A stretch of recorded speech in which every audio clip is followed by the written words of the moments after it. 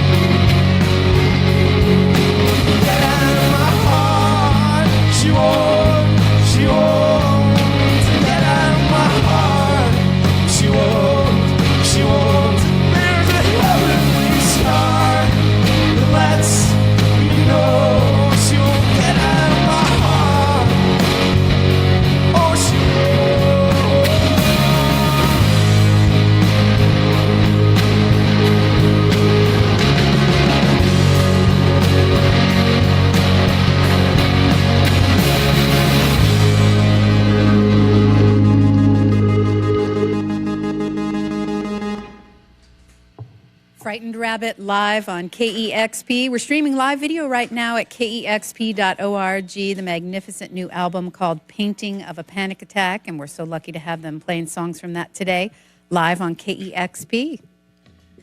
This next one is called Woke Up Hurting.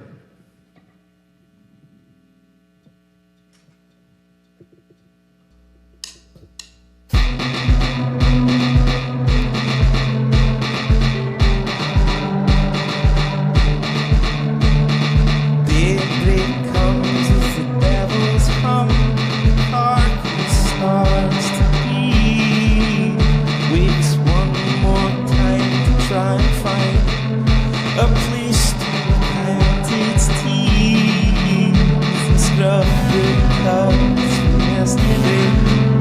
Heart scuffling on the street, shoulder load.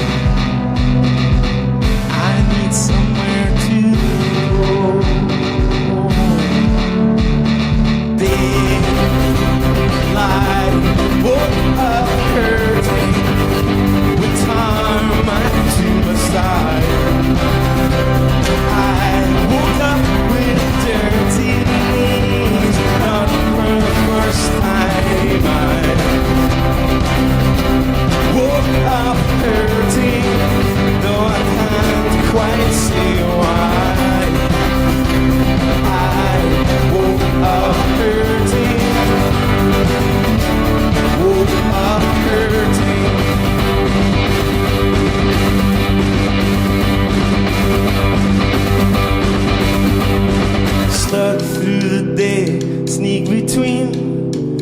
disguises I have made run sacred rivers up my sleeve, pills by my fifth lemonade. As the air slowed down, all clock and with the crack of daily grind, I'm in a back street coming down. I'll wait for a beam of light to show the door. I need somewhere to go.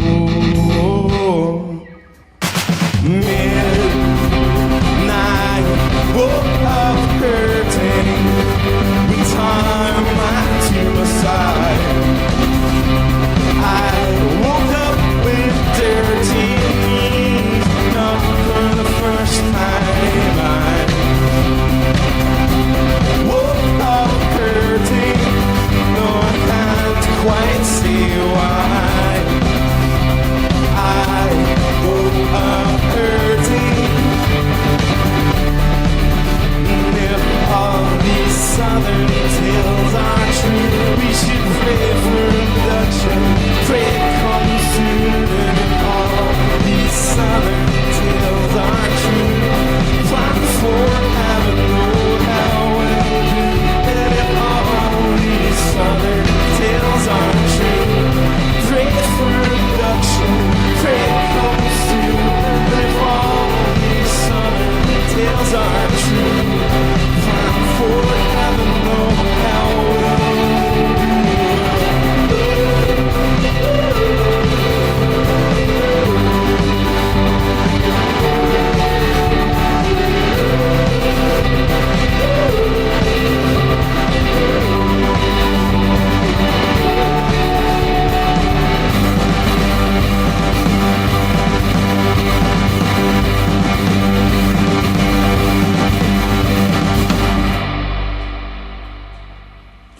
You're listening to KEXP 90.3 FM in Seattle. We're streaming live video today at KEXP.org. Our good friends Frightened Rabbit have joined us live in studio today. Again, it's so great to have you here. It's great to be here. We play you so frequently on KEXP that it just feels like no time has gone by since I've seen you in the studio. But it's been about 3 years since we've had the band live on air. It's true, yeah. I mean, we took a while. This record, had some obstacles in its way, towards completion. So, yeah, it took us... I mean, we didn't really even start writing it until about midway through 2014 anyway, so... after that, it was like a year and a half. Well, I know when Pedestrian Verse came out, you just played your hearts out. And by the end of it, I know you were all exhausted. Scott, we had you by. We know you moved to L.A. and you came by about a year and a half ago with your beautiful Al John project. But I'm curious what the rest of the band did. Did you just go back to Scotland and take a long winter's nap? Or what was everyone up to? I personally was training for a bike ride. I did a big, long bike ride. About a year and a half ago. I heard about that, like 1,000 miles around the UK. Yeah, it was about that, yeah. That must take a bit of training. Yeah, just a little bit, yeah. So Scott's solo album was a blessing for that reason. So yeah, that's what I was doing. Don't know the rest. Well, Andy and Si worked on the Owl John record, so... That's right. Scott was on tour solo for that, but you had these guys backing you up on that beautiful record. It's definitely solo in inverted commas there. So, we took ourselves off to a small island off the coast of Scotland and for 2 weeks and kind of just, I guess sort of it was, the idea was to reconnect with something that can get lost if you tour hard and the band sort of starts to feel like some sort of business. And we wanted to start make music for the original reason again, almost going back many years to when you first start. Well, I think it's fair when you've been doing this as long as you have, you can take a step back and reassess and take a break. And I know that you kind of mix things up on this record. And one of the obvious reasons is because you wrote it not living in the same place. And I'm wondering how that changed things. Well, it's funny because, it takes a little getting used to. I was living in Los Angeles. I was still returning to the UK to do some sessions as a group. But bizarrely, whenever we were doing work over email, it's quite easy in an email, maybe it's easier to say something, more frankly than you might if someone was stood right in front of you and you don't want to sort of, upset anyone. And so it actually opened up a pretty reasonable stream of communication. But it took a little while for us to get there and to understand how this was going to work. But these guys were all working away in Glasgow without me anyway, and I was doing whatever I was doing in Los Angeles, driving and stuff. I heard you had to kind of become a little bit conversant on music and computers, stuff that Andy had done before. I did, yeah. I kind of jumped right into that because I didn't have a choice. I was wanting to make demos. I was also wanting to make demos that weren't just me in a, recording myself an acoustic guitar and my phone. I wanted to make something more expansive, so I got really into some music software for the first time in my life since I've, kind of messed around with an old Tascam thing back in the day. I started using the laptop and it opened up a lot. I think you can hear it. A lot of those sounds that we came up with in those demos kind of made it onto the record. We were just like, well, it's not broke, so we'll just pull this over.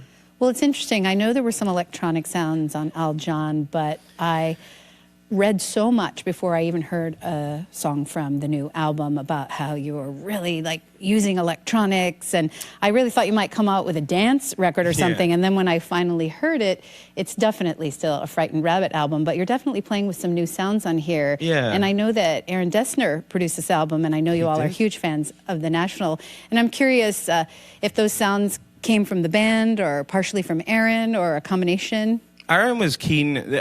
We were already kind of going down this path when, by the time we met with Aaron, we were sort of forcing ourselves away from perhaps something that we felt it was. I think we felt like we'd reached a conclusion of sorts with Pedestrian Verse. That was the guitar record maybe we'd been seeking to make for 10 years previous, and so the sort of the door was wide open, and Aaron kind of understood that as someone who has listened to our music throughout, over the course of the past few years. He was like, well, you don't need to do that same old shtick, and you should look forward. And he kind of, there were times where I was desperate to put a big guitar in a chorus, and he wouldn't let me. And he kind of was a really natural part of that progression. And I think it's a natural progression. We didn't want to go and make Kid A. Or a national album. Or a national album. There's elements of both of those things in there, but I think you can't ignore what your band has come to mean, I suppose. And yeah.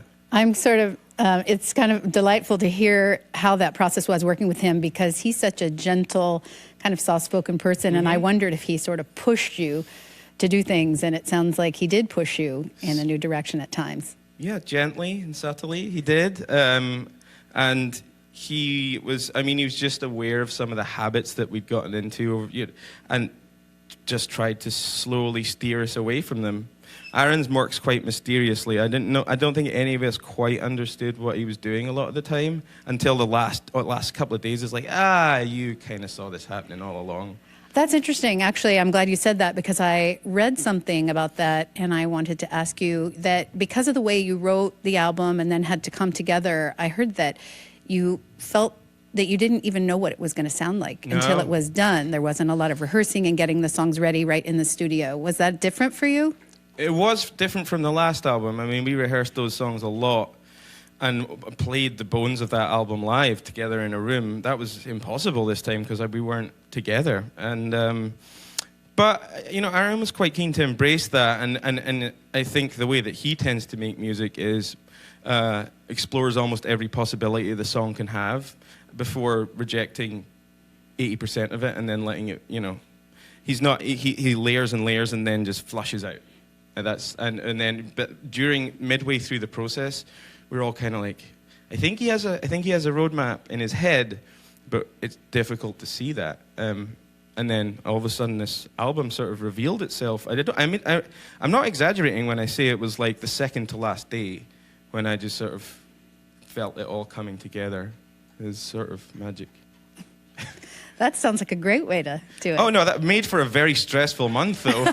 I went to the park and cried about how terrible it was halfway through. Oh, no. I did, I cried. I'd love to talk about the lyrics. They're so important to Frightened Rabbit albums and songs. And what's interesting is that you were writing these songs when you were living in sunny Los Angeles. Yeah. And I know that there was some turmoil in that time for you. And you were sort of isolated a lot, just you and your girlfriend. You spent a lot of time alone. And so you can kind of feel a darkness and isolation in these songs. Yeah, you can take the boy out of Scotland, but, you know. I think, yeah, I a lot of people did joke about how this is like, they were expecting this to be, after I moved, like a West Coast jangly, harmony-driven Birds record or something, and it didn't turn out that way. I think I actually found, yeah, like you said, I found such a large city to be quite isolating, and ultimately failed at living there. But I think I learned something about myself and what I look for in my, in my kind of surroundings, and how I sort of yearn for a sense of community. And so that it just wasn't forthcoming there. It's not the fault of Los Angeles either. It's just, I think that city needs to serve you a little more than it was for me. Well, that's a nice thing to come to realize. And now Yeah. you're back home in Scotland, living with Grant. Yeah. Thanks for that. Yeah. We're live in the KEXP studios with Frightened Rabbit. We're streaming live video right now at KEXP.org, the new album, Painting of a Panic Attack. It's so beautiful. Great job, guys. Love it. you. Thank you. A couple more songs from that? Yeah, this is called I Wish I Was Sober.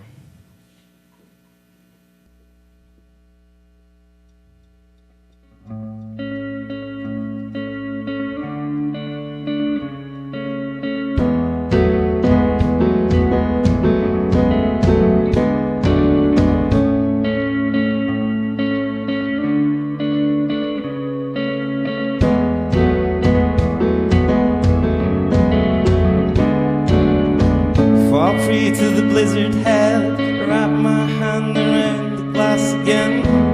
We all thought that I might change as I got older. Fell down and nothing bled, wrapped in cotton alcohol again. But to the hilt I hear from the prick upon my shoulder. Free for the fruitless thought, it's far too late to talk so much, but still not giving up, though wish that I was sober. Forgive me, I can't speak straight. Forgive me, I can't. Forgive me, it's far too late.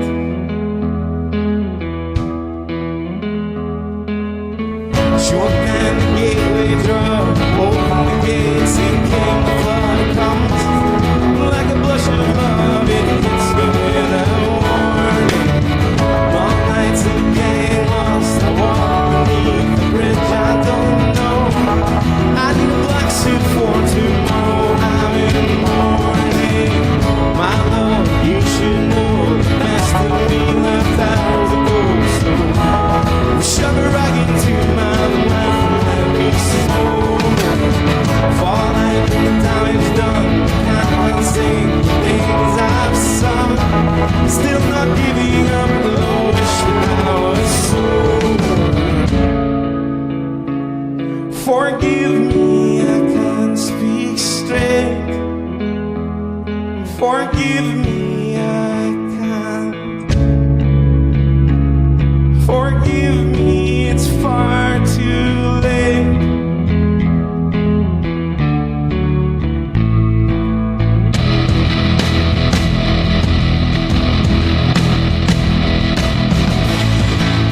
Oh, come to shake me till I'm dry. I wish that I was sober.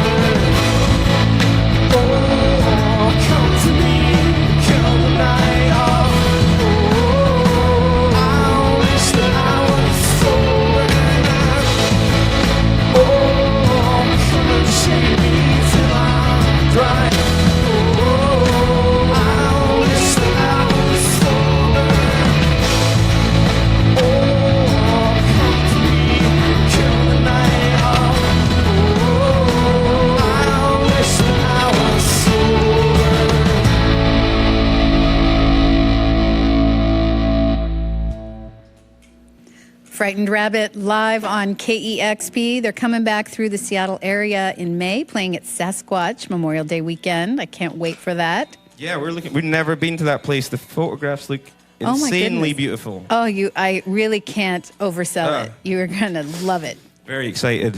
Oh, I'm really excited for you now. It's great. We got our pals, the Twilight Sad, there. It's going to be wonderful. I know. My mind's going to explode. The lineup's just crazy this year. As always, actually. It's a great festival. Can't wait to see you out there. We have one other song we're going to play. This is called Break, if you guys are ready for it. I'm ready. Fantastic.